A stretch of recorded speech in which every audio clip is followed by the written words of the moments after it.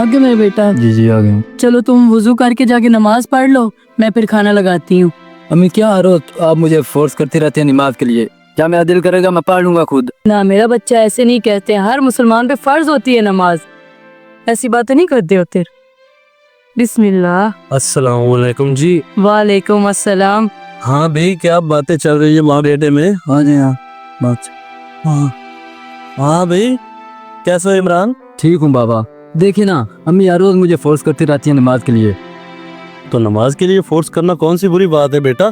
उल्टा तुम्हें तो चाहिए कि माँ के कहने से पहले तुम नमाज अदा करके आए। अब देखो ना, मैं सीधा मस्जिद से आ रहा हूँ। हर मुसलमान पर 5 वक्त की नमाज फर्ज होती है बेटा। बाबा देखिए ना, फिर आप भी उसी बात पर लग गए हैं। इसकी कसूरवार तुम ही हो, तुम्हारे ही लाड़ प्यार ने इसे बिगाड़ के रखा हुआ है और इसे सर पे चढ़ाओ। ओफो, आप भी एक बात को पकड़ लेते हो। कोई नहीं, बच्चा है। अच्छा मैं खाना लगाती हूँ। बच्चे बच्चे ऐसा बिगाड़ो इसे।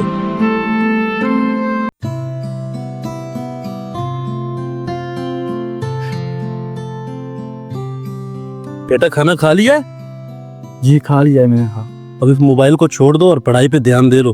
पहले भी तुम 2 दफा फेल हो चुके हो, तुम्हें पता है, लेकिन इस बार मैं तुम्हें माफ नहीं करने वाला। बाबा मुझे डिस्टर्ब ना करें, मैंने वैसे भी पढ़ाई छोड़ दी है। क्या तूने पढ़ाई छोड़ दी है? ये क्या बकवास कर रहे हो? सालों से जो हम तुम पे खर्चा कर रहे हैं उसका हमें ये सिला मिलेगा कि तुम एन वक्त पे आके पढ़ाई छोड़ दोगे? अरे सुनती हो काशफा? या अल्लाह, खैर क्या हो गया?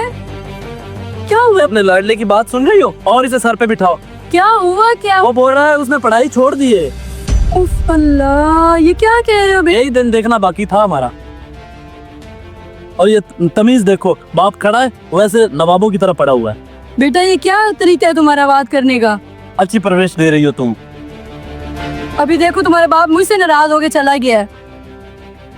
अम्मी आप बैठे ना, बात तो सुने मेरी।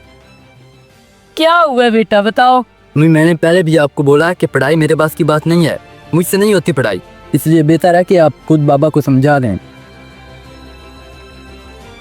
अब तुमने पढ़ाई छोड़ दी है, हमारा क्या बनेगा? दर बदर के हम धक्के खाएंगे बस, और क्या है। अम्मी एक तो आप बहुत ज़्यादा टेंशन ले जाती हैं, अभी काफ़ी ज़िंदगी पड़ी है मेरी, मैं काम कर लूँगा ना। बेटा तुम्हें क्या पता कहाँ और किस मोड़ पे जिंदगी खत्म हो जानी है।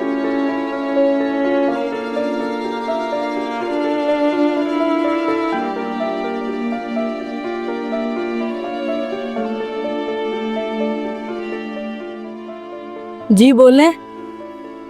नवाब साहब किधर गए हैं? आपका लाडला बेटा, उसे नवाब बोल रहा हूँ ना, कहाँ है वो?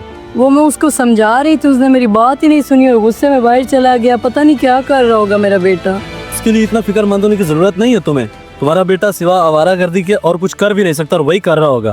मेरी बात सुनो, मैं उससे एक बात करने लगा हूँ। अब वो बड़ा हो गया है, वो खुद काम करे, कमाए, हमें भी खिलाए और खुद भी खाए। पढ़ाई तो उसने वैसे भी छोड़ दी है, तो इससे बेहतर है ना अपनी जिंदगी जो है वो किसी काम में मसरूफ कर ले। जिंदगी उसने काटनी है ना। मैं उससे ये बात करने लगा हूँ, बस जैसे ही बात है मैं करूँगा। जो करना है आप लोग करो, तुम दोनों की मुझे नहीं समझ आती है।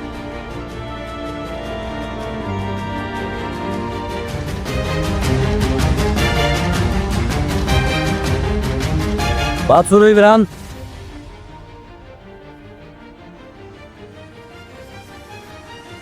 घर में दाखिल होने की तमीज नहीं है तुझमें? क्यों हो गया बाबा? बैठो, तुमसे बात करनी है। जी बोलें बाबा। पढ़ाई तो तूने छोड़ दी है, तो ऐसा करो वो जो किताबें पढ़ी है ना, वो जाके उधर कबाड़ियों को बेच दो, रद्दी, ठीक है? और उसके बाद दूसरी बात ये है कि मैंने तुम्हारी वो बशीर से काम के लिए बात की है। बशीर भाई है ना वो हमारे राजगीर, उससे बात की है, तो कल से तुम उसके साथ काम पे जाओगे। बाबा पहली बात तो ये है कि जो किताबें हैं मैंने पहले भी दोस्त को दे दी हैं, और दूसरी बात आप कह रहे हैं कि मैं मजदूरी करूंगा। मैं कैसे मजदूरी करूंगा बाबा? आपने ये सोच भी कैसे लिया है? मैं मजदूरी नहीं करने वाला। क्यों, मजदूरी में हर्ज ही क्या है? मैंने सारी उम्र मजदूरी नहीं की, मैंने मजदूरी करके तुम्हें इतना बड़ा किया है, अब तुम भी करो। बाबा आपने मजदूरी की है तो उसमें मेरा क्या कसूर है? लेकिन मैं मजदूरी नहीं करूंगा, मैं आपको बता रहा हूँ पहले। तुम कल काम पे जा रहे हो, मतलब काम पे जा रहे हो, मैंने जबान दी है उसे, ठीक है? और वैसे भी तुम्हें पता चलेगा कि कॉलेज छोड़ने का नतीजा क्या होता है। बाबा आपकी जबान की वजह से मैं अपनी पूरी लाइफ खराब कर दूं। मैं मजदूरी नहीं करने वाला। आपके पाँव हाथ सलामत हैं, आप बूढ़े तो नहीं हुए, खुद मजदूरी करें।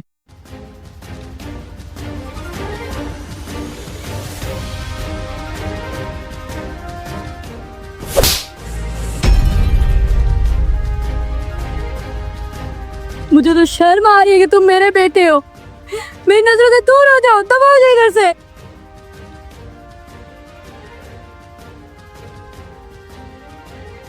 मैं कह रही हूँ तब हो जाओ इधर से। ये सुनने से पहले मैं मर क्यों नहीं गई?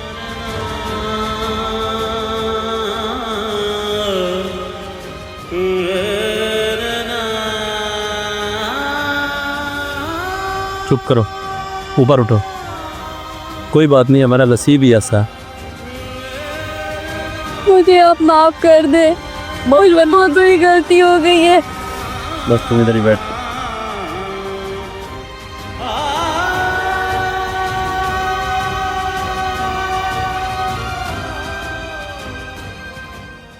हिरान को कॉल किए, आ रहा है अभी। उसने आज हमें पार्टी देनी है, तुम्हें याद है? हाँ याद है। देखते हैं फिर क्या करता है। आ जाता है। हाँ आने वाला है तो कढ़ाई खिलाएगा ही ना। ओए वो देखा गया। भाई इमरान है। वालेकुम सलाम। हाँ इमरान, पैसे लाए हो? चले फिर होटल पे। कैसे पैसे यार? मुझे मेरी माँ ने मार कर मुझे घर से निकाल दिया और आपको पैसों की पड़ी हुई है। क्या तू अपनी माँ से मार खा के आ गया है? ओए अभी तो छोटा है, तुम्हारी माँ ने तुम पर हाथ उठाया है, उसको पहले सोचना चाहिए था। क्यों अली? हाँ, अगर मेरी माँ मुझ पर हाथ उठाती ना तो मैं उसका मर्डर कर देता। अरे कैसी बात कर रहे हो यार? कोई भला माँ को भी मारता है जान से? अरे अली ठीक कह रहा है। वैसे माँ को भी सोचना चाहिए था जवान बेटे पर हाथ उठाते हुए। होता है मर्डर, क्यों नहीं होता? ओ कभी जवान औलाद पर भी माँ बाप ने हाथ उठाया है? हमने तो नहीं सुना। और तुम्हारा तो डूब जाना ही बनता है।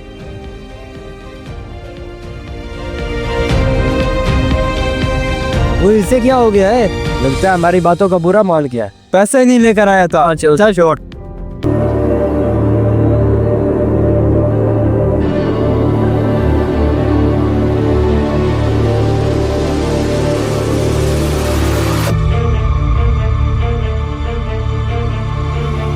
मेरी नींद हराम करके खुद चैन से सो रही हैं।